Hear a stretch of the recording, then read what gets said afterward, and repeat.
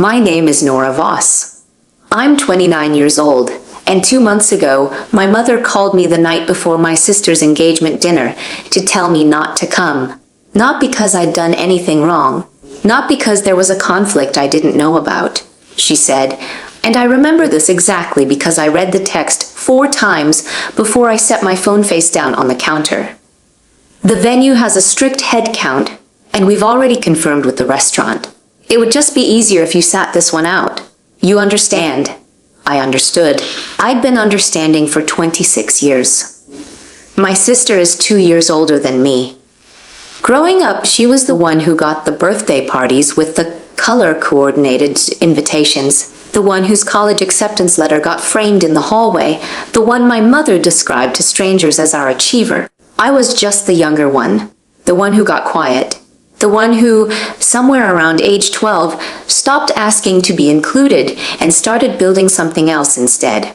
What I built, nobody in my family ever bothered to ask about. 3 weeks ago, I was sitting in my apartment in Nashville when my phone buzzed with a call from my grandmother. She never calls unless something has happened. Her voice was shaking in a way I hadn't heard since my grandfather died, except this time it wasn't grief. It was something closer to disbelief. "Why didn't you tell any of us?" she said. And I said, "Tell you what, Grandma." She said, "Honey, it's in the newspaper. Let me go back." I grew up in a household where ambition was not distributed equally. My mother was precise about it in a way she probably didn't even realize. She just had a preference, the way some people prefer one color over another. And she organized her life around that preference. My sister got new clothes for the first day of school every year. I got her hand-me-downs until I was old enough to buy my own. This is not a complaint about poverty. We were comfortable. It was a choice. A small one, maybe. But small choices repeated for 18 years add up to something you can measure. The one thing I had that nobody paid attention to was my palate. I know that sounds strange, but I grew up being the kid who could tell the difference between the tomato sauce my mother made in the summer, when she used tomatoes from the garden, and the sauce she made in the winter, from a can. I could taste when the butter in a recipe was salted versus unsalted. I knew when a dish needed acid and when it needed fat. My mother thought this was annoying. My sister thought it was weird. My father, who was not a particularly unkind man, but was also not a perceptive one, just thought I was picky. By the time I was 17, I knew I wanted to cook professionally. Not home cooking, not catering. Real cooking. Restaurant cooking. The kind where you stay awake at 2 in the morning, thinking about a sauce, and you write it down in the dark so you don't forget. I told my parents when I was applying to colleges. My mother's response was to print out a list of pre-law programs at 3 different universities. My father's said, "Cooking is a nice hobby." My sister, who was 19 at the time and already engaged to a man she would eventually divorce, said, "You'd be on your feet all day. Doesn't that sound exhausting?" I applied to the Culinary Institute of America in Hyde Park, New York. I didn't tell anyone until I was accepted. Even then, nobody framed the letter. I worked through my entire program. 2 part-time jobs, student loans, a shared apartment with 4 other students where we all practiced on each other constantly, where Tuesday nights were free-for-all tasting dinners and someone was always burning something at midnight. It was the first place I'd ever felt entirely at home. After graduation, I staged at 3 restaurants in New York, unpaid. The way you do when you're building something and you don't have the luxury of being impatient. Then, I got a paid position at a French-Japanese restaurant in the West Village, working under a chef who communicated almost entirely in the language of what was wrong and almost never in what was right, and who was, without question, the best teacher I've ever had. 3 years later, he recommended me to a colleague in Nashville who was opening something new. I moved. I took the sous chef position. 18 months after that, I was made head chef. The restaurant's name is Wisteria. I didn't tell my family about any of it, not because I was hiding, but because they'd stopped asking a long time ago, and I'd stopped offering things to people who didn't want them. My mother knew I cooked, She described it to people the same way she described it when I was 17. Nora does something in restaurants. Occasionally, she works in a kitchen somewhere. Once, at a family gathering I actually attended, she said to her friend, "We keep hoping she'll find something more stable, but you know how it is with creative types." Her friend nodded sympathetically. I smiled and went back to the kitchen to help with the dishes, because old habits are hard to break. My sister's engagement dinner was at Hargrove, which is one of the better restaurants in the city where my family lives, about 40 minutes from Nashville.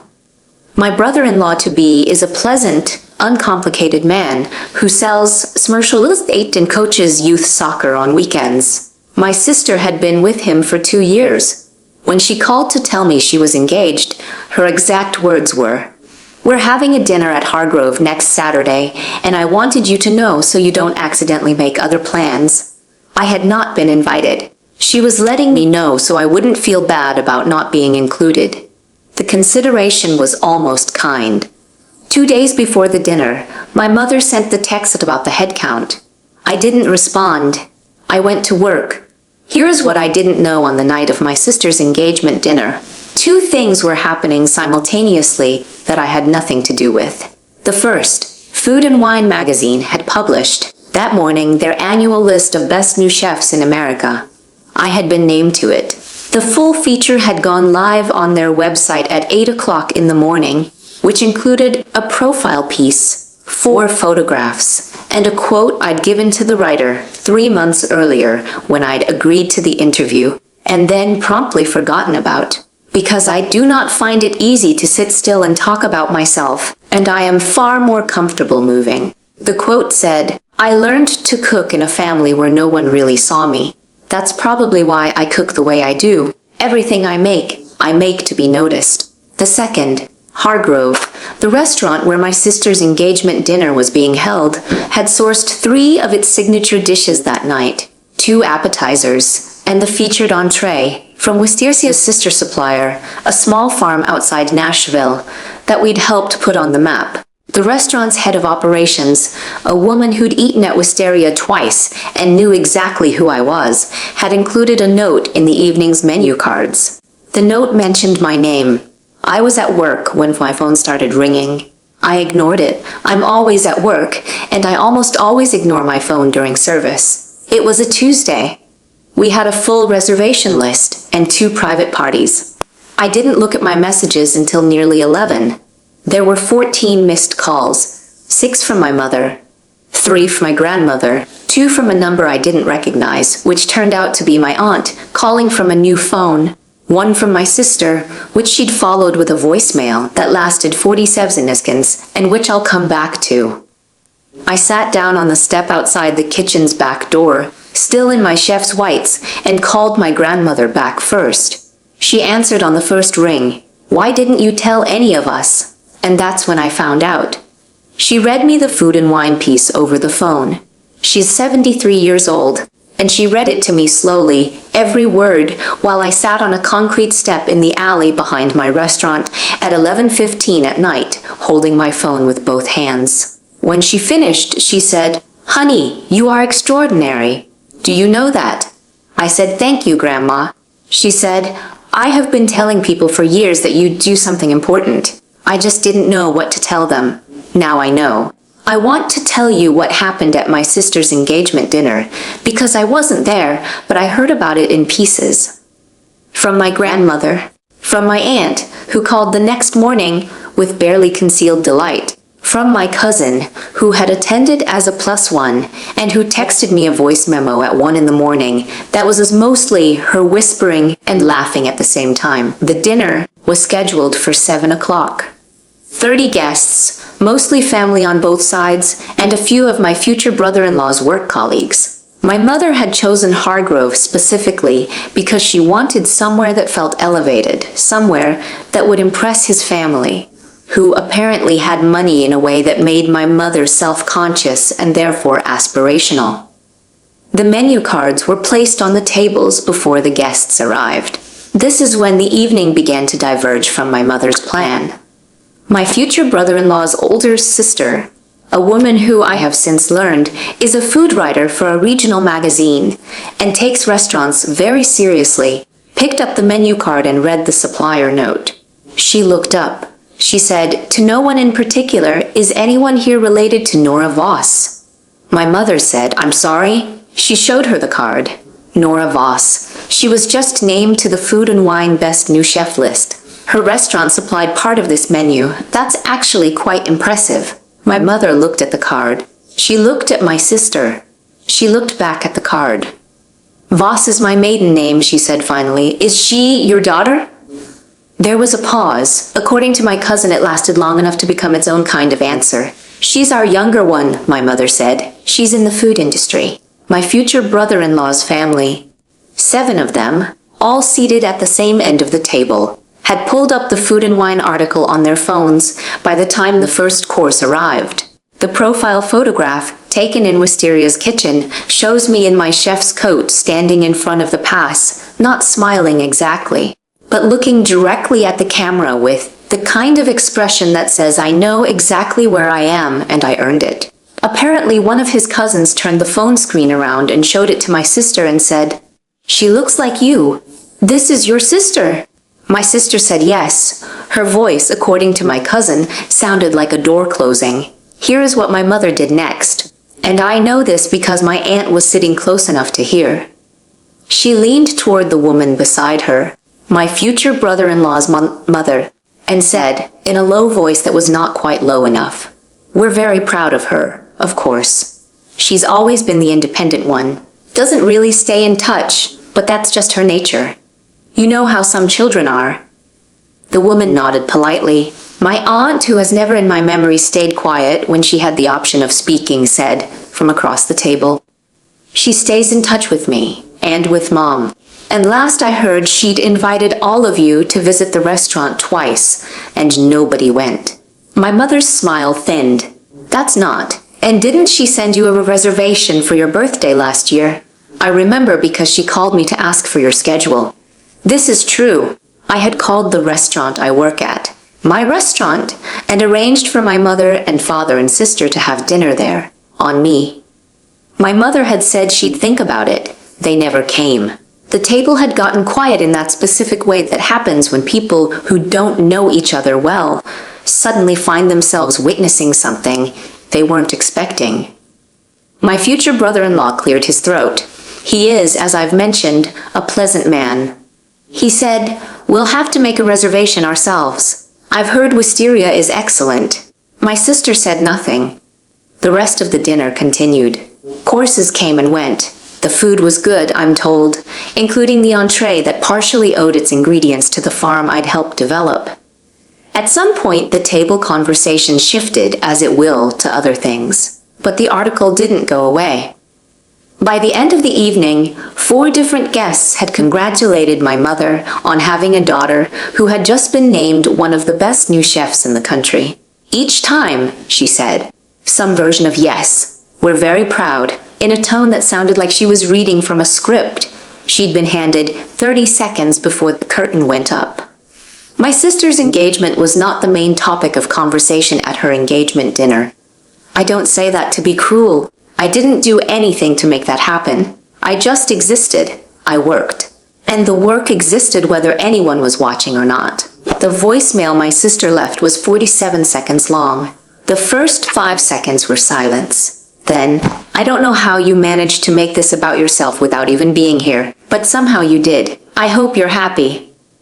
Another pause. Then her voice dropped. "Food and wine, Nora. You couldn't have told me?" She hung up. I listened to it twice. Then I deleted it. I didn't make anything about myself. I just didn't hide. I called my grandmother back the next morning, and we talked for an hour. She told me she'd had Hargroveism wrong for 10 years, had been telling people I worked at a place called Hartgrove, which does not exist. She laughed when she said it. I laughed too. She said, "I should have asked more. I should have asked you directly, instead of just trusting what your mother said." I told her she hadn't done anything wrong. She said, "Will you cook for me sometime? At your restaurant?" I said, "Grandma, I'll cook for you anywhere you want." She said, "Good, because I think I've been missing out." My mother called 2 days after the dinner. I let it go to voicemail. She left a message that was, in its own way, a masterpiece of not saying the thing that needed to be said. She said she hoped I was well. She said the dinner had been lovely. She said she thought we should catch up sometime soon. She said, near the end, I know we haven't always been as supportive as we could have been. I think that's just been a communication issue. A communication issue. I listened to the message while I was prepping for lunch service. My hands moving through the familiar rhythm of the morning mise en place, the smell of butter in the pan, garlic just starting to go translucent. I set my phone down on the counter and I did not call her back. My father texted a week later. He has never been a man who calls when a text is available, he said. Saw the article. Looks like things are going well for you. Your mother and I would like to visit the restaurant sometime if you're open to it. I read it on my break, standing outside with my coffee going cold. It wasn't an apology. It wasn't an acknowledgement of the dinner invitation they declined, or the years of she works in a kitchen somewhere, or the engagement dinner I hadn't been invited to. It was just a door opened slightly. I sat with that text for almost 2 weeks before I answered, and when I did, I wrote, I'd like that. Text me when you're planning to be in Nashville and I'll make a reservation. Not forgiveness. Not yet. Maybe not ever in the way that word usually works. But a possibility. A small one. The kind you hold lightly with both hands, the way you hold something that might break if you grip it too hard. My sister has not contacted me.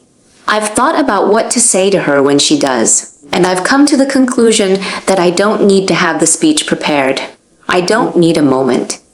The truth doesn't end staging. It's already happened. What I know is this. I spent years cooking in rooms where nobody from my family came to see me.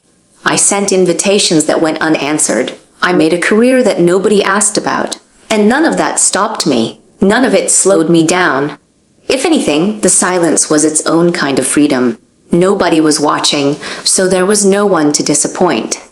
You build differently when you build without an audience. I'm standing in my kitchen at Wisteria right now. It's 6:30 in the morning, 2 hours before any of my line cooks arrive, and the light through the east-facing window is that particular pale gold you only get in October. The farmer's market delivery came 40 minutes ago. There's a flat of late-season strawberries on the counter that I'm going to do something with.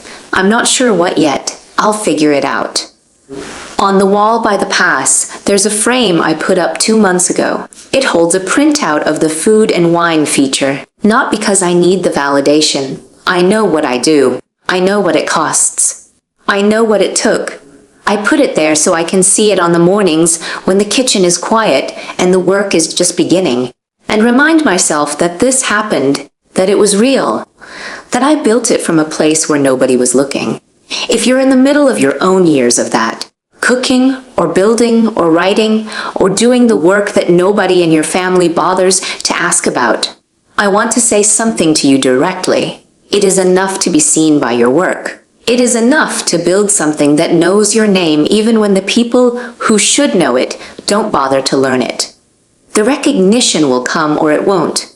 The family will understand or they won't. But the thing you're building is real regardless.